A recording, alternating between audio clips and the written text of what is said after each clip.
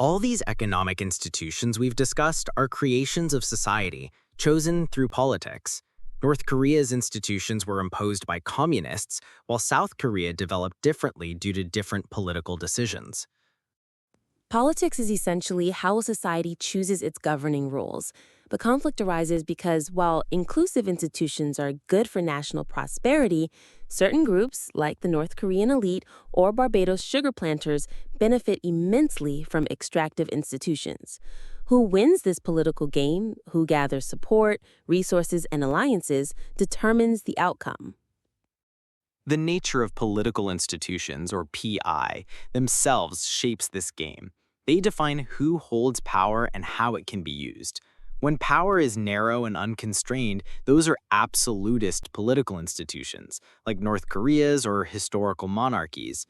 Under these, elites can set up economic institutions to enrich themselves and increase their power at society's expense.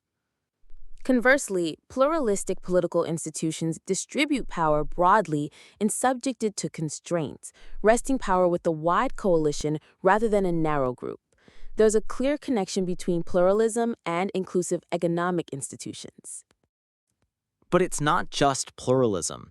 For inclusive economic institutions to thrive, you also need a sufficiently centralized and powerful state. The Somalia example is telling. Power is widely distributed there, almost pluralistic, but there's no real authority due to deeply antagonistic clans. This lack of political centralization leads to chaos, not inclusive institutions, because the state can't enforce law and order or provide basic security.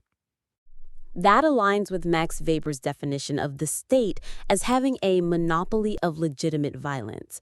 Without that centralization, a state cannot perform its essential functions. So, inclusive political institutions, or IPI, are both sufficiently centralized and pluralistic. If either condition fails, they are extractive political institutions, or EPI. Please click the button below to watch the full video.